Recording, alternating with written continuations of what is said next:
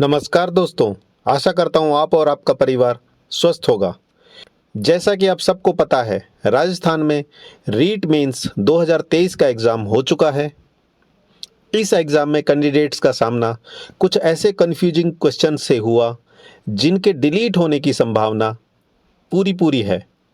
इसका final answer तो आपको जब बोर्ड आंसर की जारी करेगा तब मिलेगा, पर आज हम ऐसे ही क्वेश्चंस के बारे में विद प्रूफ बात करने वाले हैं जो डिलीट होने वाले हैं। अगर आप ये जानना चाहते हैं कि वो कौन कौन से क्वेश्चन हैं तो वीडियो को लास्ट तक देखें। उससे पहले आप सभी का स्वागत है आपके अपनी यूट्यूब चैनल जॉब सेतु पर। आज हम रीट लेवल 1 25 फरवरी को जो मॉर्निंग शिफ्ट में एग्ज़ाम हुआ था उसमें जो क्वेश्चन डिलीट होने की संभावना है उनके बारे में बात करने वाले हैं। इस पेपर में सबसे पहला क्वेश्चन जो डिलीट होने की संभावना है वो है क्वेश्चन नंबर 58। जैसा कि आप देख सकते हैं, इस क्वेश्चन में पूछा गया था कि निम्नांकित में से राजस्थान के किस खेल के खिलाड़ियों को पद्मश्री पुरस्कार से सम्मानित किया जा चुका है। तो उसमें ऑप्शन थे नौकायन, तीरंदाजी, एथलेटिक्स और निशानेबाजी। इस क्वेश्चन में सिर्फ इतना सा पूछा गया था कि किस किस खेल के खिलाड़ियों को पद्मश्री मिल चुका है, जबकि इसके इंग्लिश क्वेश्चन को देखें तो इसमें पूछा गया in which sports most players from Rajasthan have been honoured with the Padma Shri award. इस क्वेश्चन में पूछा गया कि मोस्ट प्लेयर्स यानी कि सबसे ज़्यादा प्लेयर्स कौन से खेल से थे जिनको पद्मश्री अवार्ड राजस्थान में दिया गया। ऑप्शन दोनों में सेम है, रोइंग, आर्चरी, एथलेटिक्स और शूटिंग। बात करें ऑप्शंस की तो रोइंग यानी कि नौकायन में हमारे यहाँ पद्मश्री दिया जा चुका है। उनका नाम श्री बजरंग लाल टक्कर है, जिन्हें 2013 में ही ये अवार्ड दिया जा चुका है। बात करें ऑप्शन बी की तो इसमें ऑप्शन बी तीरंदाजी दिया हुआ है। तीरंदाजी में लिम्बाराम को 2012 में ही आर्चरी के लिए पद्मश्री अवार्ड दिया जा चुका है।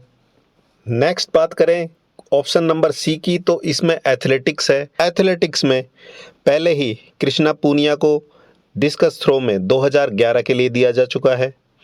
श्री राम सिंह सहरावत जो रनर एथलीट थे उन्हें 1992 में दिया जा चुका है। देवेंद्र सिंह झाझड़िया जो जेवलिन थ्रोअर हैं हमारे, उन्हें 2012 में दिया जा चुका है।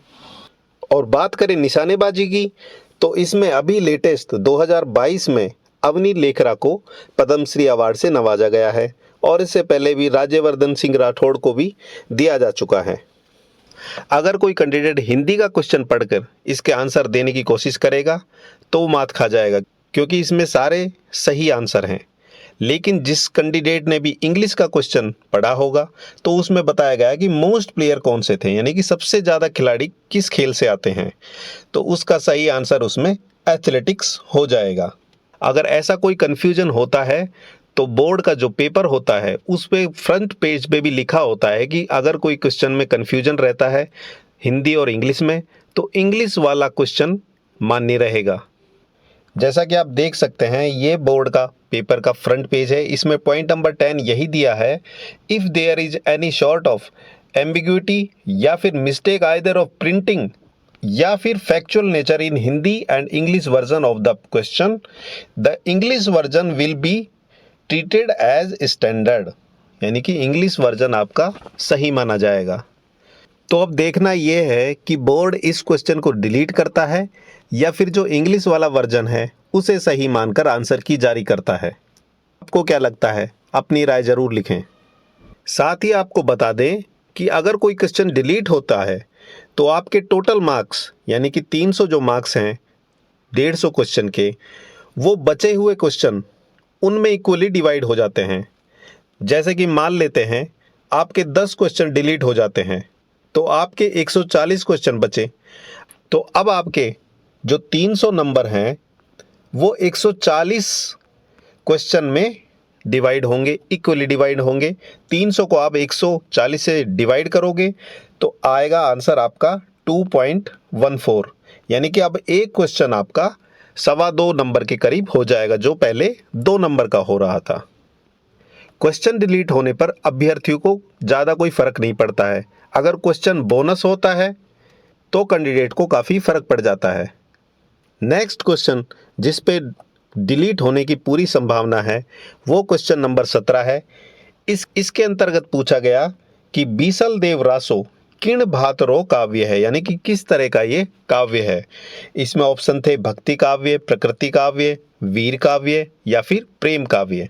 तो कैंडिडेट का कंफ्यूजन प्रेम काव्य और वीर काव्य के बीच में है।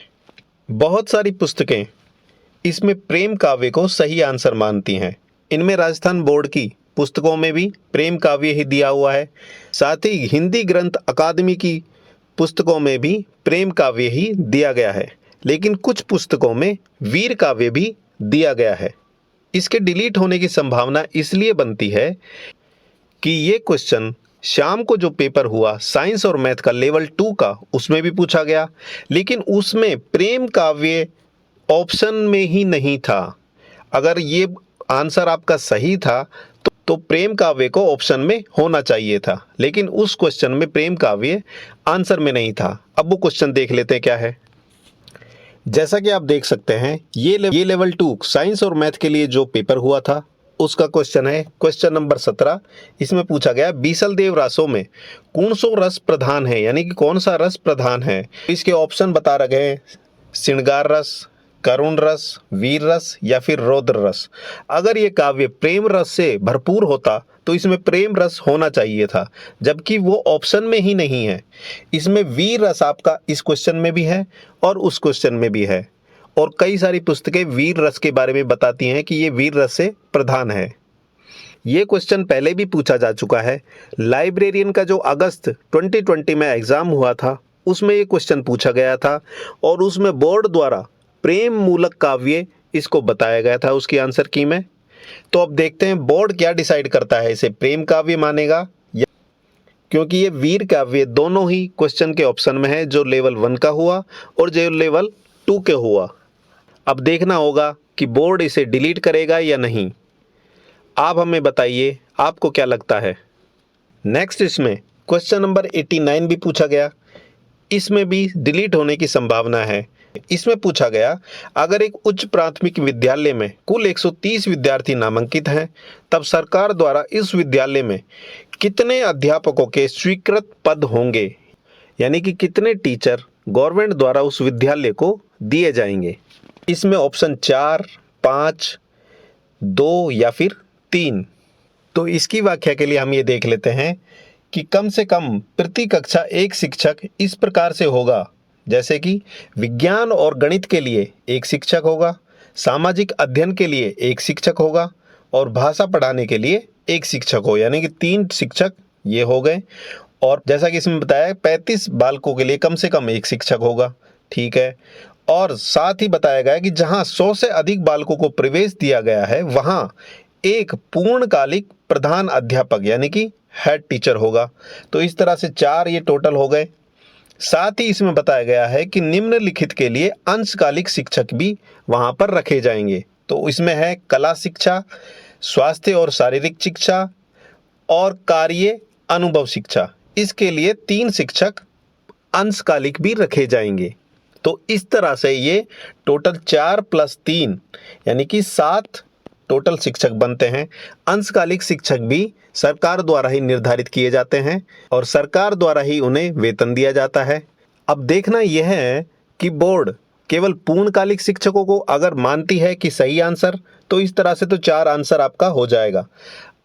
अगर बोर्ड 4 + 3 शिक्षकों का अनुपात सही मानती है तो इस तरह से 7 आपके शिक्षक हो जाएंगे, जो कि यहाँ आपको किसी भी ऑप्शन में नहीं मिला है। अब देखना यह है कि बोर्ड इस क्वेश्चन को डिलीट करता है या नहीं। तो ये था आज का वीडियो। आपको क्या लगता है, ये क्वेश्चन डिलीट होंगे या नहीं? कमेंट सेक्शन में लिखकर बताना। फाइनल डिसीजन तो बोर्ड द्वारा ही लिया जाएगा और वही आंसर की जारी की जाएगी। अगर आपको बाद में लगता है कि ये सही नहीं है तो आप ऑब्जेक्शन लगा सकते हैं। अगर वीडियो अच्छा लगा हो तो लाइक करें, शेयर करें, चैनल को सब्सक्राइब करें। मिलते हैं किसी ऐसे दूसरे इन्फॉर्मेटिव वीडियो में। तब तक के लिए जय हिंद दोस्तों।